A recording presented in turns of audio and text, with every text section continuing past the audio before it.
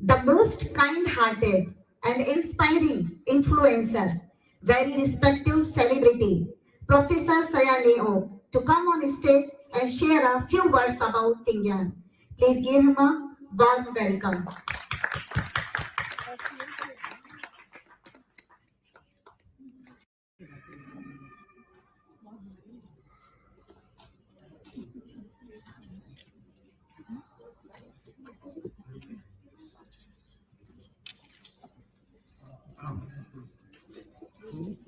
Yeah, I go again.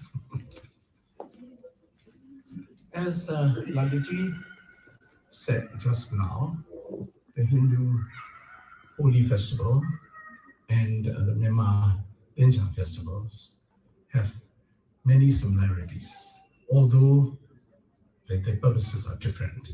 We celebrate this festival to welcome our new year, and it also has a different purpose.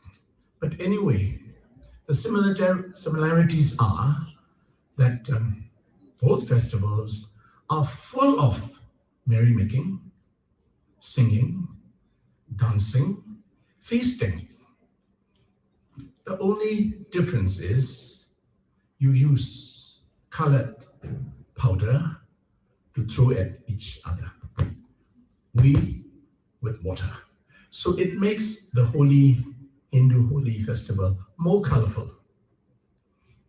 I participated in the Holi festival last week, held at Enya Lake Hotel grounds. It was, I believe, organized by the Indian Association of Myanmar. I enjoyed it thoroughly. When I came home, just like the theme of the festival, I looked very colorful.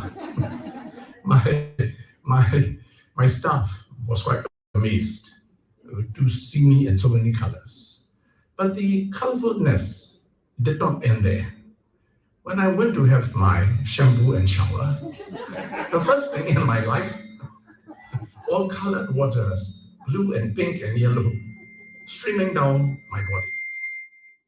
That was quite a good feeling. So I must go to Holi festivals often to be more colorful. As the prominent Sayaji professor said, the word Thingyn comes from Sanskrit, and it used to be a Burma Buddhist festival. Myanmar has so many festivals, mostly religious, but this particular festival, enjoyed by most young and old, is the most enjoyable festival in a country like Holi, has ceased to be a religious one. It has become a national festival, enjoyed the length and breadth of this country. The Chins, the Kachins, the Muns, everybody enjoys it. And they have their own names for it, of course, different pronunciation. And now, I don't think it's correct to say that it's a national festival. It has become a regional festival because the Chinese in Yunnan celebrate it, the Thais, the Cambodians, the Laotians and Myanmars. So it's become a regional. They have their own names, of course. The Thais and the Laotians call them Songkran, I think. And the Rakhines call them something like Sangjan. And the Muns call them Sangkran, something like that, but very similar. When I checked with my students, when Ravi invited me to this celebration, I asked some of my students. None of them knew how it all began. This is very strange. Although they know the purpose, why it is celebrated, they don't seem to know when it began. So perhaps I might I've noted down. So the origin of Thingyn is actually from Hindu mythology. My friends here would perhaps like to go to. The Buddhist version is that the king of Brahmas, called Ati or Asi, lost a wager to Sakra. We call him the Jamin, king of the Devas, who decapitated Asi's as agreed, and put the head of an elephant onto the headless Brahman, which then became Ganesha. Of course, that you all know. The Brahma's head was so powerful that if thrown into the ocean, the water would dry up.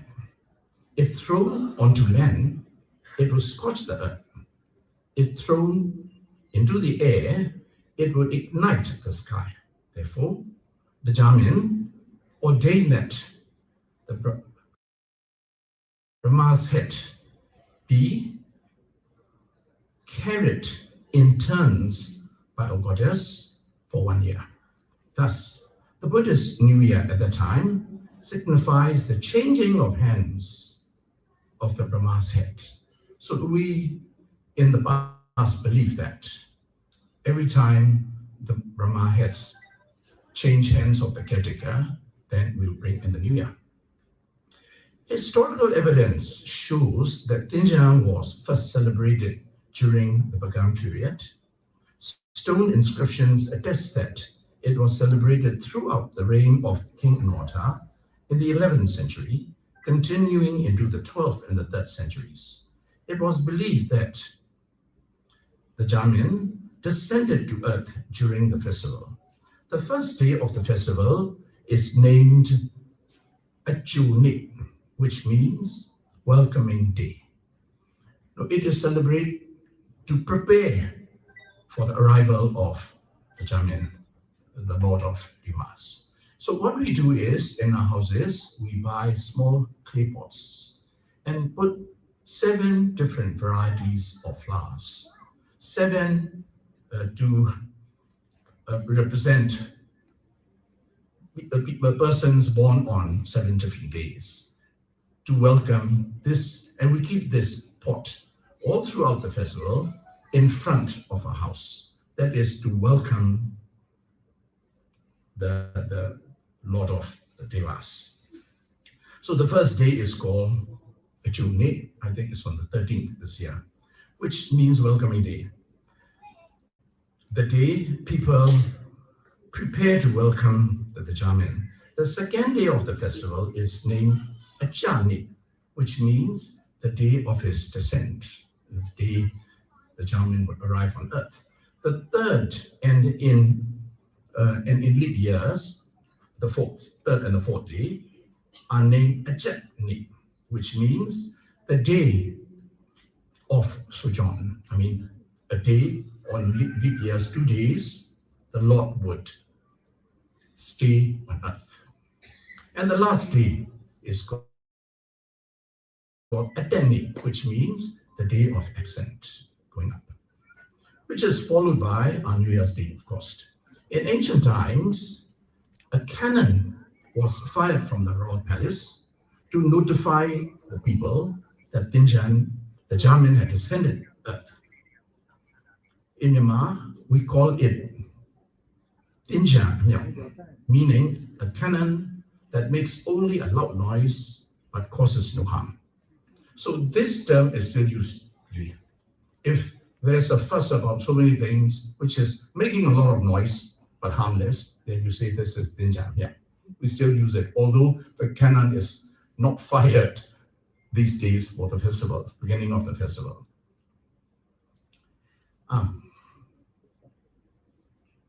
And then we have this Thingyn Sa. Actually, it is written by the Brahmins of that day. Today, famous astrologers write it and announce it. In fact, it is a prophecy for the New Year. And this is based on what animal the Jamin will be riding on his way down. Sometimes the Jamin rides a horse, a dragon, or a galung bird, or a tiger, and also what he might be carrying in his hand.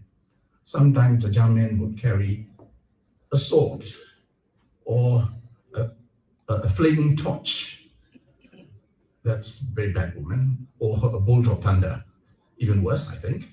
Sometimes he would carry stalks of paddy and bunch of fruits. That's good woman.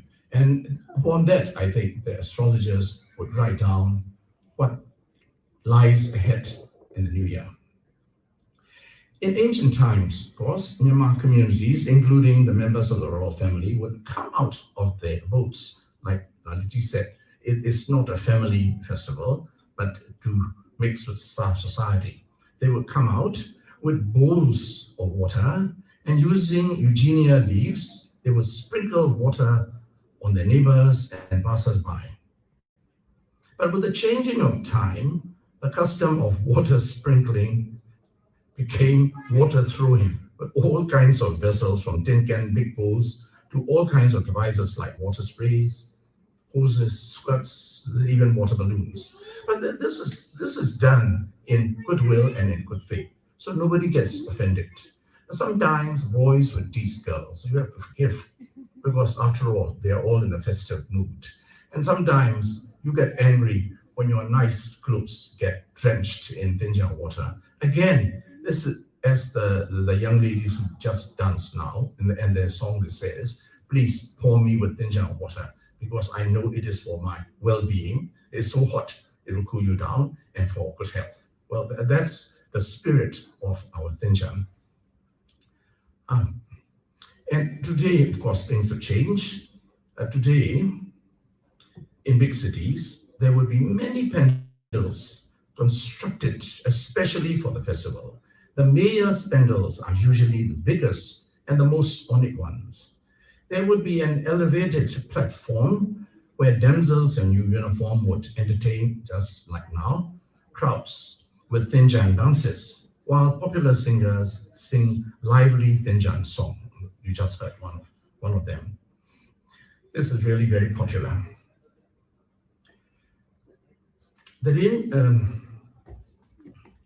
Throughout the festival, generous families prepare the traditional Thingyn snack called Molong Yibo. It is made of glutinous rice balls with jaggery inside. Elderly people go to monasteries to help to keep Sabbath or to do meditation.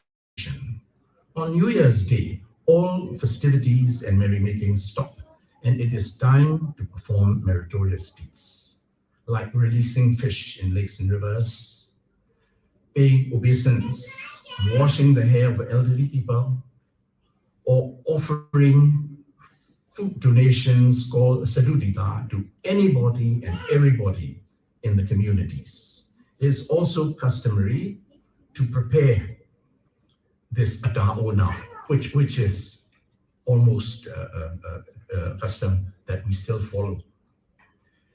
And last but not least, I would like to say that this year's Thingyn Festival will be celebrated with great exhilaration, as our Ada Thingyn was inscribed by UNESCO in December of 2024 as an intangible cultural heritage of humanity. Therefore, it gives us more reason to enjoy it. Thank you very much for your attention. जज तुम्हारे सयाही। एक बार जोरदार तालियां हो जाए professor Sayaji के लिए।